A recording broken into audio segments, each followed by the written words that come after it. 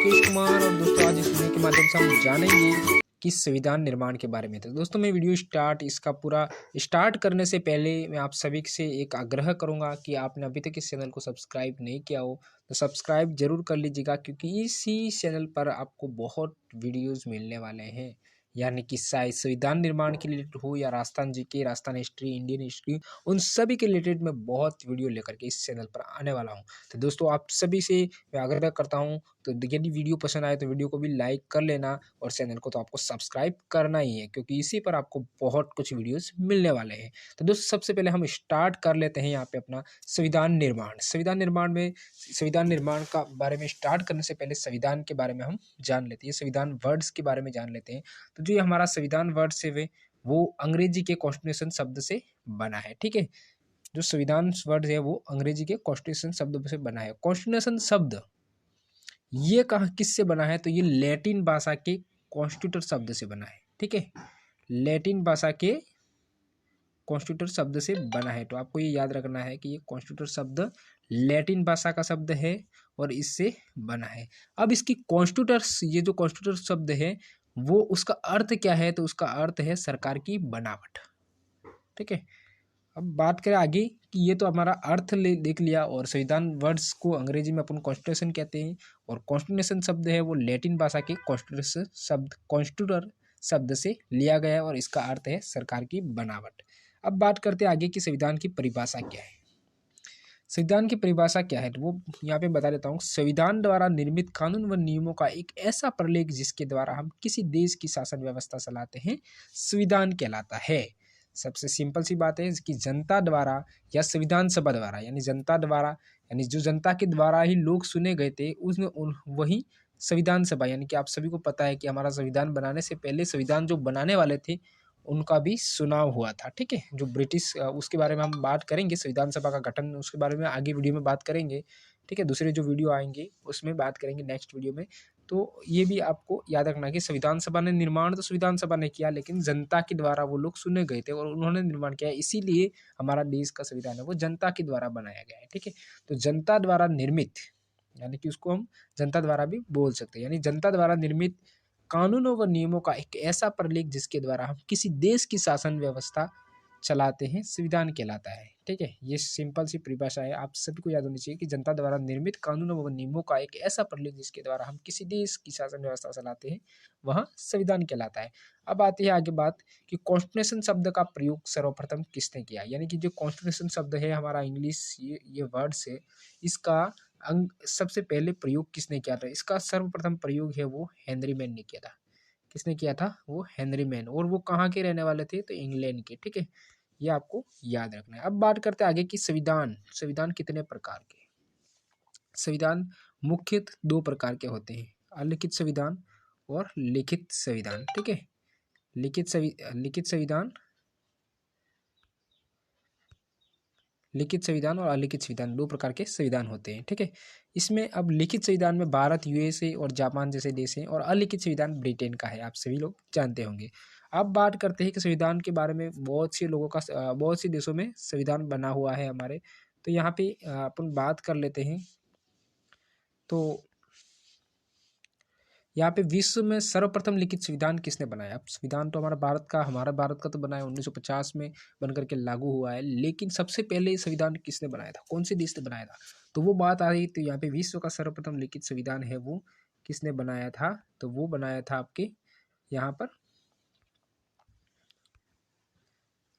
विश्व का सर्वप्रथम लिखित संविधान अमेरिका ने बनाया था 1787, यानी 1787 ईस्वी में अमेरिका ने सर्वप्रथम लिखित संविधान बनाया था। ठीक है, अब इसके बाद में बात की जाए तो हमारे एशिया महाद्वीप में सर्वप्रथम लिखित संविधान किसने बनाया था, वो बनाया था जापान ने। ठीक है, हमारे एशिया महाद्वीप में जो सर्वप्रथम लिखित संविधान बनाया था वो किसने बनाया था, तो वो जापान ने बनाया था। ठीक है, यह आप लोगों को याद रखना है, जापान ने बनाया था 1860 ईस्वी में। ये भी पूछ सकता है कि कब बनाया था, तो वो 1860 में। और अमेरिका ने हमारा जो पूरे विश्व में सबसे पहले जो लिखित संविधान बनाया था वो अमेरिका ने बनाया था, और एशिया में पूछ ले तो वो जापान ने बनाया था। अमेरिका ने 1787 ईस्वी में बनाया था सर्वप्रथम, और एशिया में सर्वप्रथम पूछे तो वो जापान ने बनाया था 1860 ईस्वी में। ठीक है, अब विश्व का सबसे छोटा लिखित संविधान किसका है, तो वो अमेरिका के हैं, और उसमें केवल और केवल 7 अनुच्छेद हैं। आपको याद रखना है कि अमेरिका में के संविधान में कितने अनुच्छेद हैं, तो 7। और सबसे विश्व का सबसे छोटा लिखित संविधान किसका है, तो वो है अमेरिका। ठीक है, और इसके बाद में यदि पूछ ले कि विश्व में सबसे बड़ा लिखित संविधान किसका है, तो वो है हमारे महान देश भारत का। ठीक है, विश्व का सबसे बड़ा लिखित संविधान हमारे देश भारत का है, और ये किसने कहा है, तो आइवर जेनिंग ने कहा है। आपको ये भी याद रखना है, ये किसने कहा कि भारत का संविधान है वो सबसे बड़ा लिखित संविधान, वो किसने कहा, आइवर जेनिंग ने कहा है। ठीक है,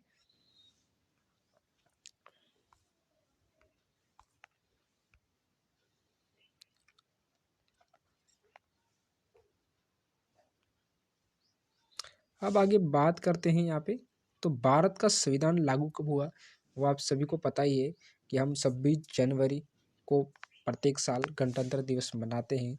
तो आप सभी को पता है कि 26 जनवरी 1950 को हमारे देश का जो संविधान था वो लागू हुआ था। ठीक है, जब लागू हुआ था उस समय हमारे देश में हमारे जो संविधान में हमारा संविधान है उसमें कितने भाग थे, कितनी अनुसूचियाँ उसके बारे में बात करते हैं। तो मूलतः उस समय 22 भाग थे, और 8 उस समय क्या थी, अनुसूचियाँ थी, और 395 अनुच्छेद और 5 परिशिष्ट। ठीक है, ये आपको याद रख लेना है। 22 भाग, और इसमें 8 अनुसूचियाँ थी। अभी हमारे जो 12 अनुसूचियाँ हैं, और उस समय 26 जनवरी के समय यहाँ पे 8 अनुसूचियाँ ही थी। ठीक है, तो ये हमें याद रखना है। मूलत कितनी अनुसूचियाँ थी, 8 थी, और अभी कितनी है, तो 12 है, यानी 4 अनुसूचियाँ जो बाद में जोड़ी गई है। और अनुच्छेद उस समय कितने थे, 395, यानी 395 अनुच्छेद थे, और 5 परिशिष्ट थे। ठीक है, अब बात की जाए तो संविधान, ये तो संविधान बना, और ये बनने के बाद में इतना वो हुआ। ठीक है, अब संविधान की मांग, हमारा देश तो सबसे पहले आप सभी को पता है कि अंग्रेज सरकार के अधीन था, यानी ब्रिटिश शासन था हमारा देश आज़ाद तो होने से पहले। तो यहाँ पे संविधान की मांग कैसे हुई उसके बारे में। ठीक है, संविधान बनाना तो बाद की बात है, सबसे पहले संविधान की मांग किसके बारे में, किसने की, उसके बारे में हम यहाँ पे जान लेते हैं। ठीक है, इसके बारे में हम यहाँ पे जान लेते हैं।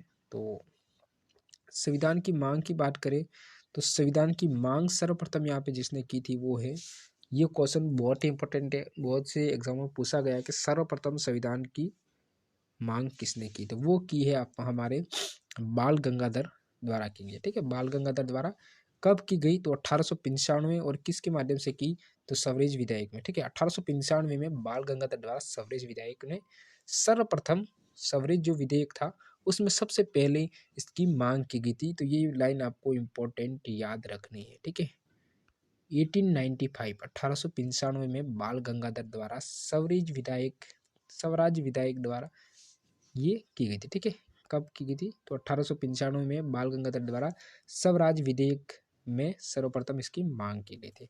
अब दूसरी बार बात करें, दूसरे नंबर पे फिर किसने इसके बाद में, ये तो होगी 1895 यानी 1895 में प्रथम बार मांग हुई थी, और सेकंड बार जो मांग की यानी कि उसके करीब करीब 27 ईयर आफ्टर। ठीक है, यानी 27 साल बाद में, लगभग 27-28 साल बाद में महात्मा गांधी ने फिर से इसकी मांग की, वो की थी 1922 ईस्वी में हरिजन नामक अखबार में। ठीक है, ये भी क्वेश्चन बहुत ही इंपॉर्टेंट है, ये पूछ सकता है आपको कि महात्मा गांधी ने किसके माध्यम से संविधान की मांग की थी, या कब की गई थी, तो ये पूछ सकते हैं, या 1922 में मांग किसने की थी। ये लाइन पूरी आपको याद रख लेनी है कि 1922 में यानी 1922 में महात्मा गांधी ने किस में मांग की थी, कि हरिजन नामक अखबार में मांग की थी। किसकी मांग की थी, तो संविधान की। ठीक है, हमारे देश का एक संविधान होना चाहिए जिसके माध्यम से शासन चले।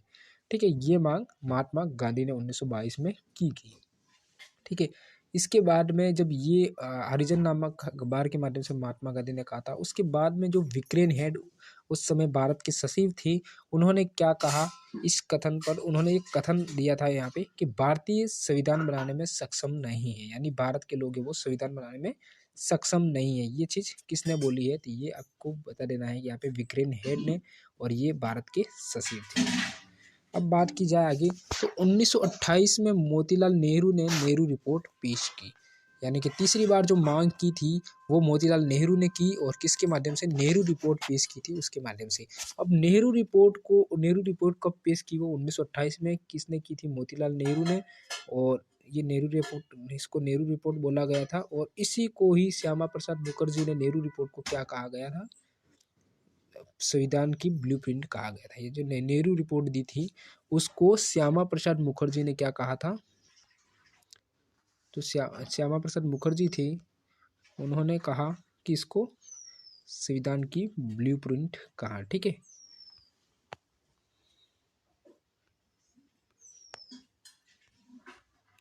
अब आती है 1929 में लाहौर में अधिवेशन हुआ।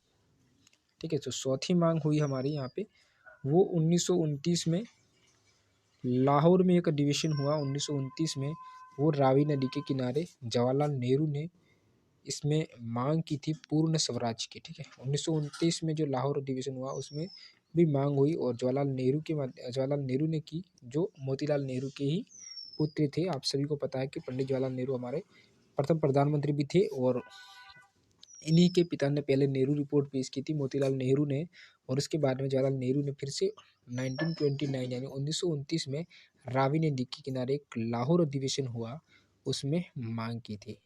ठीक है, उसके बाद में एक यहाँ पे रावी नदी के ही तट पर 26 जनवरी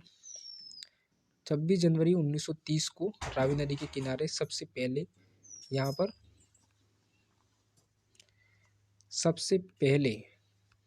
यानी तिरंगा जो फहराया गया था, वो हमारा देश का सबसे प्रथम बार तिरंगा फहराया गया था, वो 26 जनवरी 1930 को रावी नदी के किनारे फहराया गया था। ठीक है, ये चीज़ बहुत से छोटे छोटे एग्जामों में भी आती है, और बड़े एग्जाम्स में भी पूछ लेता है कि प्रथम बार तिरंगा कहाँ पर फहराया गया था, तो वो है 26 जनवरी 1930 को रावी नदी के किनारे। और ये एक इम्पोर्टेंट डेट्स है, इसी डेट्स को इम्पोर्टेंस रखते हुए हमारे देश का जो संविधान है वो 26 जनवरी को लागू किया है। ठीक है, तो ये हमें याद रखना है। और ये अधिवेशन जो लाहौर में हुआ था, और ये नदी भी आपको याद रखनी है, कौन सी नदी के किनारे फहराया गया था। प्रथम जो तिरंगा जो पहनाया गया था वो कब पहनाया गया था, वो जो कब फहराया गया था, सबसे पहले कब लहराया, कहाँ लहराया, वो रावी नदी के किनारे लहराया था, वो 26 जनवरी 1930 को। ठीक है, ये चीज़ आपको पूरी याद रखनी है। ठीक है, ये वाली। अब बात आती है कि 1931 में चौथी मांग हो गई, और पांचवी बार जिन्होंने मांग की थी वो 1931 में कराची के अधिवेशन में कांग्रेस अध्यक्ष वल्लभ भाई पटेल द्वारा मांग की गई थी।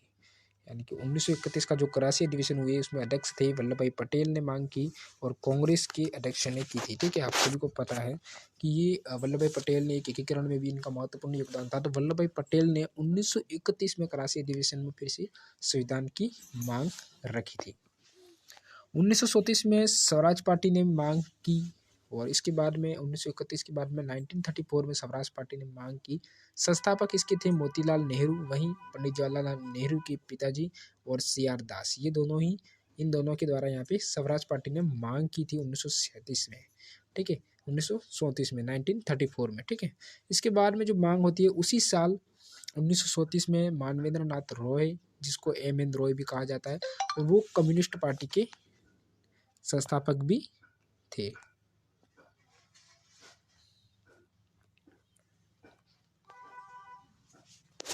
ठीक है, जो 7वीं बार मांग हुई है यहाँ पे वो 1934 में मानवेंद्र नाथ रॉय द्वारा की गई थी, और ये भारतीय कम्युनिस्ट पार्टी के संस्थापक भी थे। ठीक है, इनको, ये मानवेंद्र नाथ रॉय थोड़ी इम्पोर्टेंट है, आप लोग इसको थोड़ा अच्छा सही से ये पूरा याद रखिएगा।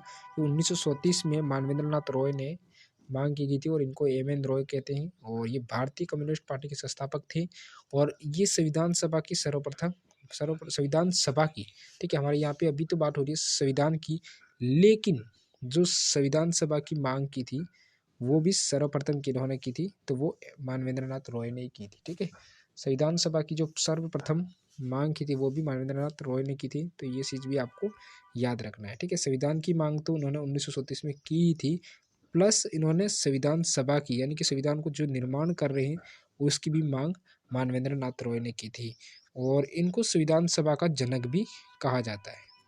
कि ये बात भी आपको याद रखनी है कि संविधान सभा की जनक कौन है, तो एम.एन. रॉय को माना जाता है। ठीक है, तो संविधान सभा के जनक एम.एन. रॉय को माना जाता है। ठीक है, संविधान निर्माण के जनक माना जाए तो वहाँ पे डॉक्टर भीमराव अम्बेडकर आएंगे, लेकिन यानी संविधान सभा के जनक माना जाए तो यहाँ पे एम.एन. रॉय माने जाएंगे।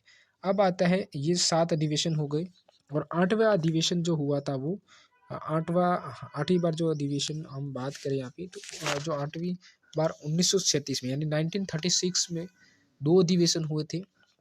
अप्रैल में लखनऊ अधिवेशन, ये यहाँ पे लिखा हुआ है, यहाँ पे आप अप्रैल लिख सकते हो। ठीक है, तो ये 1936 में 1936 में लखनऊ अधिवेशन हुआ था, और दिसंबर में फीसपुर अधिवेशन। ये दोनों ही अधिवेशन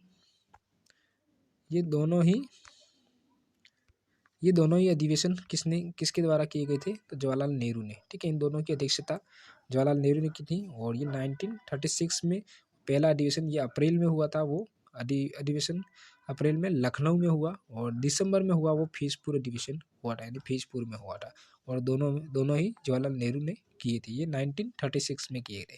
ठीक है, इसके बाद में 1938 यानी 1938 में जवाहरलाल नेहरू ने और एक अधिवेशन किया। ठीक है, एक और अधिवेशन हुआ, उसमें भी उन्होंने संविधान की मांग रखी, यानी 1936 में उन्होंने संविधान की मांग रखी लखनऊ अधिवेशन, और फीसपुर अधिवेशन में भी संविधान की मांग रखी, और 1938 के अधिवेशन में फिर जवाहरलाल नेहरू ने संविधान की मांग रखी थी। अब बात आती है द्वितीय विश्व युद्ध। आप सभी को पता है कि 1939 यानी 1939 से 1945, ठीक है, यहाँ पे हमारा द्वितीय विश्व युद्ध हुआ था। ठीक है, द्वितीय विश्व युद्ध जो हुआ था 1939 से 1945 तक हुआ था, और इस समय यहाँ पे इंग्लैंड के जो पीएम थे वो चर्चिल थे। ठीक है, ये आपको याद रखना है कि यहाँ पे द्वितीय विश्व युद्ध के समय यहाँ पे जो पीएम थे वो कौन थे, चर्चिल थे। तो ये आपको आज याद रखना है कि बहुत ही इम्पोर्टेंट है, और इस समय जहाँ पे इंग्लैंड के पीएम चर्चिल थे 1939 से 1945 तक। अब यहाँ पे उस समय द्वितीय विश्व युद्ध के समय पीएम चर्चिल थे, और इसी समय द्वितीय विश्व युद्ध हुआ, और इस द्वितीय विश्व युद्ध से इनको ये पता चल गया था कि अब हमें भारत को आज़ाद कर देना चाहिए। ठीक है, ये अब हमें भारत को आज़ाद कर देना चाहिए, और भारत को एक संविधान की ये लोग सभी लोग मांग कर रहे थे, तो उनकी मांगों को मान लेना चाहिए, और उनको संविधान बनाने के लिए या फिर बनवा देना चाहिए। ठीक है, उनकी ये एक विचार आ गया था, क्योंकि उनका देश भी उस समय द्वितीय विश्व युद्ध से आर्थिक और बहुत सारी आर्थिक और सैन्य मामलों में सभी जगह से हड़बड़ा गया था थोड़ा सा। तो वो क्या द्वितीय विश्व युद्ध का इतने बड़े विश्व युद्ध का पूरा सामना किया इन्होंने, तो इनका भी वो हो गया था, तो इन्होंने भारत को आज़ाद करने का थोड़ा सा सोच लिया था, उनका विचार आ गए थे। तो उन्होंने यहाँ पे जो संविधान की मांग कर रहे थे, संविधान निर्माण की, तो उनकी मांगों को मानने के लिए थोड़ा वो हो गए थे। ठीक है, तो इनको मान करके फिर इन्होंने क्या किया, अगस्त प्रस्ताव भेजा। ठीक है, 8 अगस्त 1946 को इन्होंने अगस्त प्रस्ताव भेजा, और ये अगस्त प्रस्ताव जो कौन लाए थे, ये बहुत ही इम्पोर्टेंट है। यहाँ पे जो अगस्त प्रस्ताव है वो 8 अगस्त 1940 यानी 1940 में यानी 1946 में यहाँ पे अगस्त प्रस्ताव जो उन्होंने बना करके यहाँ पे भेजा था। और इसको कौन लाए कौन थे, तो वो आप यहाँ पे देख सकते हो कि लॉर्ड लिन लियागो। ठीक है, अगस्त प्रस्ताव कौन लाया था, वो आपको यहाँ पे ये क्वेश्चन आ सकता है कि अगस्त प्रस्ताव कौन लाया था, लॉर्ड लिन लियागो। ठीक है, लॉर्ड लिन लियागो ये यहाँ पे अपना अगस्त प्रस्ताव लेकर भारत में आए थे। लेकिन भारतीयों ने क्या किया, भारतीयों ने इस प्रस्ताव को अस्वीकार किया, यानी स्वीकार नहीं किया।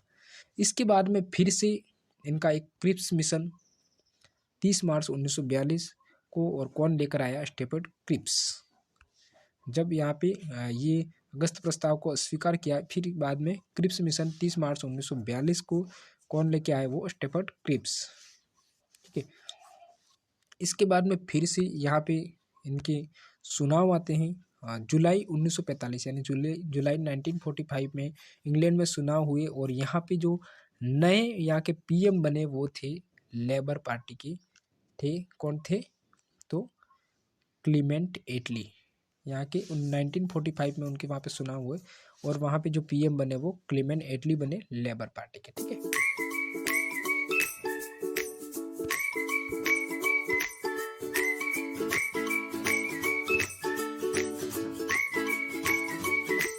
दोस्तों आज के इस वीडियो में हम इतना ही बात करते हैं, बाकी आगे की बात हम नए दूसरे वीडियो में बात करेंगे।